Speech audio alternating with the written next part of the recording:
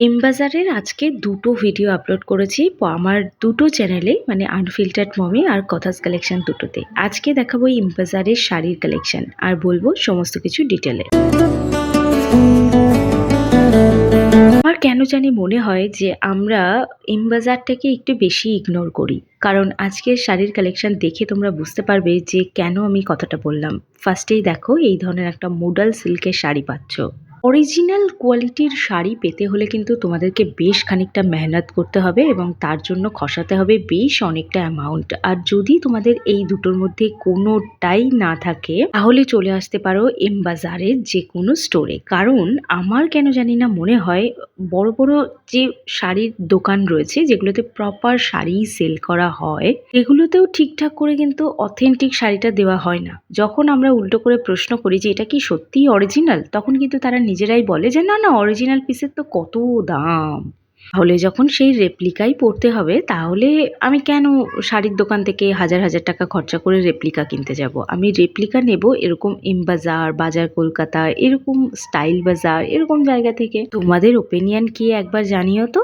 আমার মতামত তো এটাই বলে। তো যাই হোক, এমবাজারে এই মুহূর্তে 30% 50% অফে স্পেসিফিক কিছু শাড়ির কালেকশন পাবে।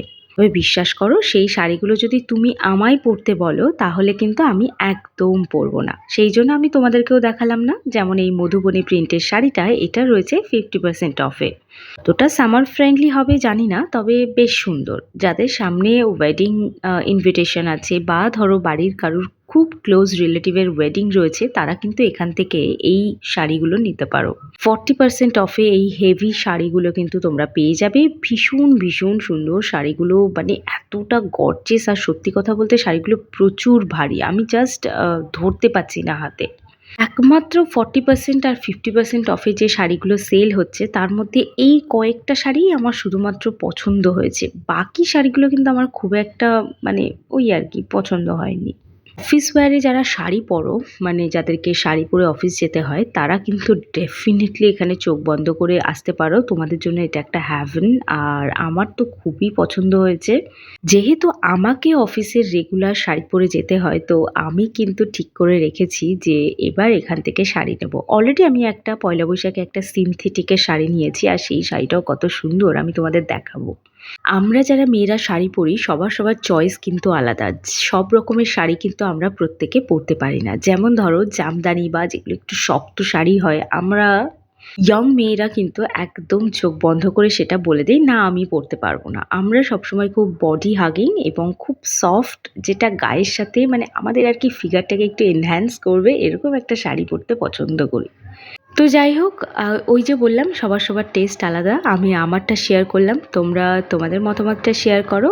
আর দেখো, এমবাজার কিন্তু শাড়ির একটা খাজানা বলতে পারো। জামাই ষষ্ঠীর আগে যদি কম দামে শাড়ি কিনতে চাও তাহলেও কিন্তু এখানে আসতে পারো। এমবাজারের অফার কিন্তু এখনো শেষ হয়ে যায়নি, তো সেই জন্য বললাম। এই শাড়িটা ভীষণ সুন্দর, মোডাল টাইপের একটা ম্যাটেরিয়াল আছে যেটা ভীষণ সুন্দর সফট। মাত্র 400-এ একটা রেস্টুরেন্টে খেতে গেলেও এর থেকে বেশি বিল চলে আসে, তো সেখান থেকে একটা শাড়ি চলে আসবে। আর এই হচ্ছে সেই সিনথেটিকের শাড়িগুলো। এর উপরে ডিটেল ভ্লগ আসছে, এইটা আমি পারচেস করেছি। ডিটেল ভ্লগে বিস্তারিত তোমাদের জানাবো। তো চলো, আজকে ভিডিও এই অবধি রাখলাম।